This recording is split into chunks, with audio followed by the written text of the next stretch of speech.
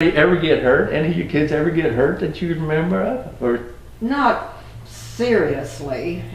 Jimmy was the most accident prone. He would seem like he would do things and get cut up pretty bad, and seemed like the days that he would get cut up was the days that Mom and Daddy was gone, and we would and you'd patch him together? we'd clean him up, put a little kerosene on it, and wrap a white rag around him.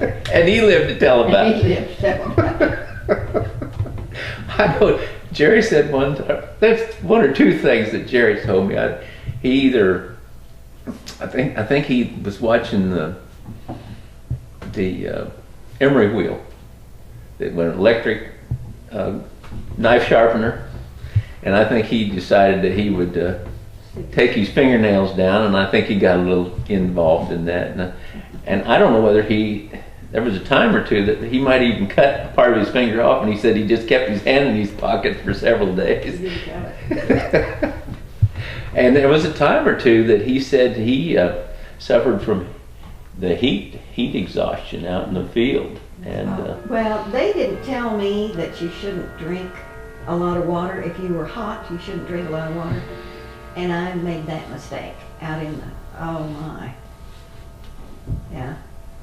We would get so hot working out there. yeah, And one time we came back and it was after working so hard. We always had watermelon. Daddy really enjoyed watermelon. And he would cool it out in the spring and bring it up and slice it, and it would do that familiar crack that they did when they were so perfect. And oh, they were good. Tell how Daddy got his watermelon. Oh, you tell that part. Daddy and my Uncle John, Oh, they knew where the big watermelon patches were in the.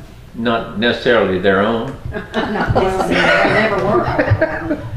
And they'd go out, when they knew they was about ready, they'd go out and they'd bring home the biggest, best, big old black diamond watermelon you ever saw. And they'd fill that trough in that spring house full of big old watermelon. Oh, they were good. Now I know they raised cantaloupes one year, or not cantaloupes, but cucumbers. That was a pretty big deal, wasn't That it? was a big deal. Well, Clifford lived next door up the road from us, and he got in trouble, and he couldn't finish. He was going to raise them and sell them and make money, and he couldn't do that since he got in trouble. And so our family took it over. Oh, and that was the deal. It about worked our family to death trying to keep up with that. And what'd you do with the cucumbers? So did graffin reeds? By the truckloads? Yeah. Well, we had a 28 Same. Chevy then, and we put them in bushel baskets. And you pick them 2 or 3 times a day and never could stay caught up, could you? Well, it was 2 acres of it, and you imagine 2 acres of Well, and they cucumbers. wanted small Oh, ones, see? yeah. They You have to got pick 'em more- young They for got better pickles. pay if they were the smaller ones. So yeah, they had to be picked twice a day. That wasn't a fun time. And Mom, her back got to where that it wouldn't work, and she got down on her back. It was not a Over the pleasant. pickle deal. Mhm. Now, she never wanted to look at another pickle. Oh, and you gals, you were helping her can too Oh, in the my, house? yes. What all did you can? Well, she would get up just as soon as she could see outside. I never did like to Well, get she out of got bed, up but before- she'd get us up, you know. Before daylight and eat her breakfast and then go pick everything. There'd be several bushel baskets of green beans and peas and beets and whatever there was to can, and all of us would sit around and break the beans or hull the peas.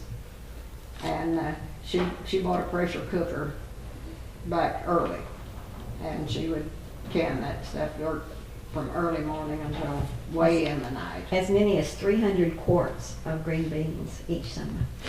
And we would do a little contest to see if we could break them faster than Mom. None of us ever could break them faster. She had nimble fingers. And she could get the peas out faster than Jello. any of us. She could take the feathers off of a chicken. I heard she Dress really. chickens faster than anybody that ever tried to. And how many chickens did she raise every year? 200. from baby chicks, you get them in the mail, or do you go? Yeah. She'd get them in the mail, and usually John would call her. John Goodwin would call and say, "Irene, Up here at the post chickens office. are here," and she would go over after them, so they didn't have to go out on the route. But yeah, and I don't know how many a day we would dress, but a lot, because when they reached that perfect time, they had to be done, you know. And she had customers all over Fairgrove that she sold to, and they would be dressed out and either delivered or the people would come after them. And some of them were the locker plant was over here next door. Mm-hmm. And some of them were froze out. Of course, we had chickens all year for our Fresh use. chickens. But the chickens had an odor, and it would be, 2-3 weeks, a month or more before we could stand to eat chicken. But then they were good. The odor is from singeing the wet feathers. Yeah. We We had a gas stove, and she would hold them over that gas stove and the burners and singe off the feathers. Yeah, the pin feathers. Mm-hmm. The chickens were allowed to run out Okay. in the daytime, you know. And we had border collie. Somebody had dumped a border collie dog up there on what became 125 as far as Market Road then. Mm-hmm. And Joanne and I found her, and she had tin cans wired to her tail, and of course we felt sorry for her and we brought her home. Turned out that she was the finest dog we ever owned. Susie. And we'd tell her, Susie, we want this chicken. You can tell, you know, which chickens are actually ready to butcher, you know, and get that chicken. And she would go over and lay her paws on that chicken and hold her till we got it. And then we'd tell her another one we wanted her to go get, and she'd lay her paws on top. Never touch them with her mouth. She'd just lay her paws on them and hold them. That's a workmate. That was a real dog. I think Jerry said one time that a big rain came, and wasn't some of the chicks drowning or something? I think maybe your mom revived chicks. Oh, Mom had to bring them in and put them in the kitchen where it was warm, or she would have lost a bunch of them. Well, she usually opened the oven door to the old wood stove, let the oven door down, and she would put them on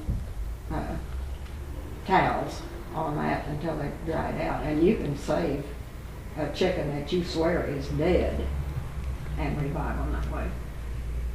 And then one time we got chickens that had been probably in transit a little too long. And when we got them home, they were just laying lifeless in that box.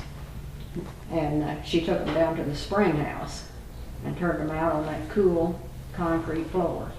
And they came right back up just like nothing ever happened. Well, that was 1954, and it was the hottest day in July, 113 degrees. You remember that day specifically? Well, Mom has told that story. Oh. That John called her and said, you need to come get these chicks. And they're in bad shape. They're in bad shape. And she didn't figure they'd live.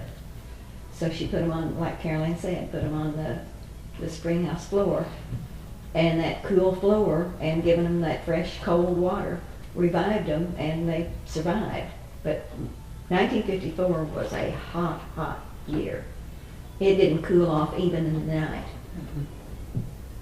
Did you gals have eggs, hens that laid eggs too? Oh yeah, and it was Caroline and my job. And I'm afraid of chickens even to this day. And so I would take a stick with me and poke them and make them get off of the nest, because I didn't want them pecking me or even touching me. And but yeah, it was our job to get the eggs. And did you have enough to sell, or did you just eat most of them? We raised chickens, 200 white Wyandotte hens, and we sold hatchery eggs. Oh, okay. And they had to be just so, I mean, not a speck of dirt or anything on them, and you had to gather them in at the right time and keep them at the right temperatures if you could, usually in the basement of the cellar. And just about every 3 days, if I remember right, we had to take them into the hatchery so that they could. In the old pickup truck? No, our pickup truck was a 28 Chevy car. That's the first car I learned to drive.